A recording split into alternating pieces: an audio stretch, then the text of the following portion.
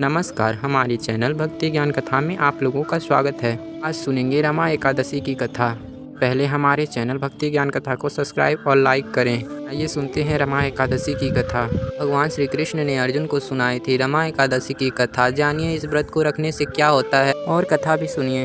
रमा एकादशी की व्रत कथा। कार्तिक महीने में पड़ने वाली एकादशी को रमा एकादशी या रंभा एकादशी के नाम से जाना जाता है। कहते हैं कि इस दिन व्रत रखने से मनुष्य को वैकुंठ लोक की प्राप्ति होती है। इतना ही नहीं, ये व्रत मनुष्य को उनके सभी पापों से मुक्ति भी दिलाता है। इस साल रमा एकादशी का व्रत 28 अक्टूबर को रखा जाएगा। यहाँ जानिए रमा एकादशी की व्रत कथा। पौराणिक कथाओं के अनुसार भावुक होते हुए अर्जुन ने कहा, हे माधव, अब आप मुझे कार्तिक माह की कृष्ण पक्ष की एकादशी की कथा सुनाइए। इस कथा की व्रत करने से किस फल की प्राप्ति होती है, कृपा करके यह सब विधान पूर्वक कहिए। भगवान श्री कृष्ण ने कहा, हे अर्जुन, कार्तिक माह की कृष्ण पक्ष की रमा एकादशी का नाम रमा है। इसका व्रत करने से सभी पापों से मुक्ति मिलती है। इसकी कथा इस प्रकार से है। आदिकाल में चुकुंद नाम के एक राजा थे। राज इंद्र, वरुण, कुबेर, विभीषण आदि उनके मित्र थे। वह बड़े ही सत्यवादी थे और भगवान के परम भक्त थे। राजा एकादशी का व्रत बड़े ही नियम से करते थे और उनके राज्य में सभी उनका विधि पूर्वक पालन किया करते थे। की एक पुत्री थी जिनका नाम चंद्रभागा था, जिनका विवाह राजा चंद्रसेना के पुत्र शोभन से हुआ था। एक बार कार्तिक महीने में शोभन अपने ससुराल आया हुआ था। उसी समय रमा एकादशी का व्रत भी आया गया। कुंद के राज्य से सभी प्रजा एकादशी व्रत रखती और उस दिन कोई भोजन नहीं करता था।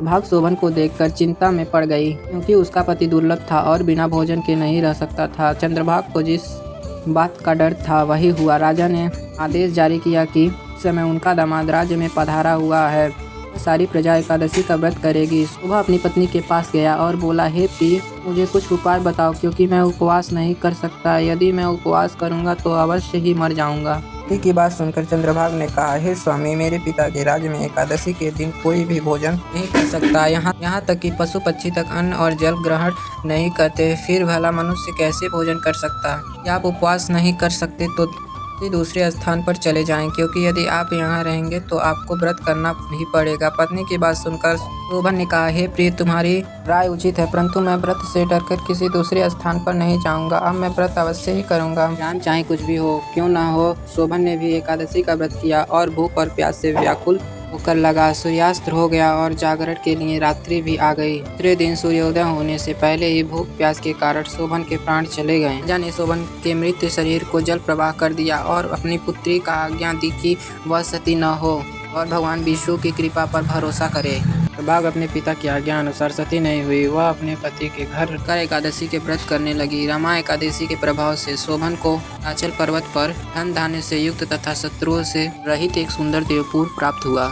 वहाँ का राजा बना दिया गया। उसके महल में रत्न तथा स्वर्ण के वे लगे हुए थे। राजा शोभन स्वर्ण तथा माणिक के सिंहासन पर सुंदर वस्त्र तथा आभूषण धारण किया बैठा था। उन्हीं दिनों मुचकिंद नगर में रहने वाला शर्मा नामक के एक ब्राह्मण तीर्थ यात्रा के लिए निकल हुए थे। घूमते घूमते वे शोभन के राज्य में जा पहुँचे और उसको देखा। ब्राह्मण उसको राजा का जमाई जानकर उसके निकट गए। राजा शोभन ब्राह्मण को देख आसन से उठ खड़ा हुए और परिजनों का हाल पूछा। शोभन की बात सुनकर ओम शर्मा ने कहा, हे राजा, हमारे राजा कुशल से हैं तथा आपकी पत्नी भी कुशल है। अब आप अपना वृत्तांत बतलाइए। आपने तो रमा एकादशी के दिन अन्न जल ग्रहण न करने के कारण प्राण त्याग दिए थे। मुझे बड़ा विस्मय हो रहा है कि ऐसे विचित्र और सुंदर नगर, जिसको न तो मैंने कभी सुना और न ही कभी देखा था, आपको किस प्रकार प्राप्त हुआ? इस पर शोभन ने कहा, हे देव, यह सब कार्तिक माह के कृष्ण पक्ष की रमा एकादशी के व्रत का फल है। इसी से मुझे ये अनुपम नगर प्राप्त हुआ है, किंतु यह स्थिर है। शोभन की बात सुनकर ब्राह्मण बोले, हे राजन, यह स्थिर क्यों है? स्थिर किस प्रकार हो सकता है और आप मुझे समझाइए। यदि इसे स्थिर करने के लिए मैं कुछ कर सकता तो वह उपाय मैं अवश्य ही करूँगा। राजा शोभन ने कहा, हे ब्राह्मण देव, मैंने वह व्रत विवश होकर तथा श्रद्धा रहित किया था। उसके प्रभाव से मुझे यह अस्थिर नगर प्राप्त हुआ।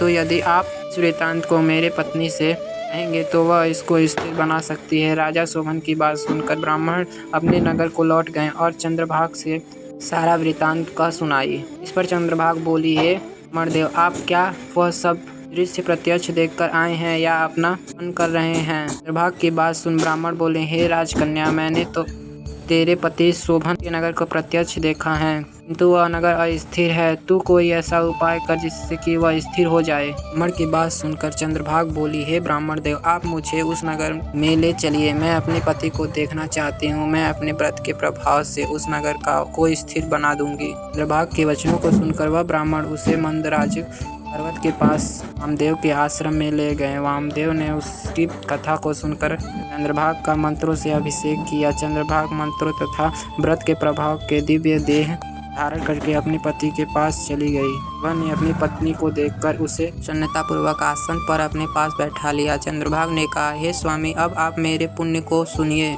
जब मैं अपने पिता के घर में 8 वर्ष की थी, तब ही मैं विधि पूर्वक एकादशी का व्रत कर रही हूँ।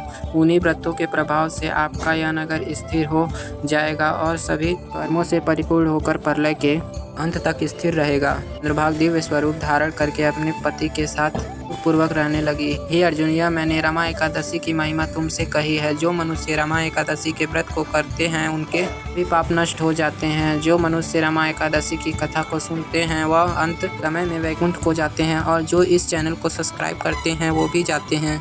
आई होप आप लोगों को मेरी कथा अच्छी लगी होगी। चैनल को लाइक, शेयर और सब्सक्राइब करें। Thank you.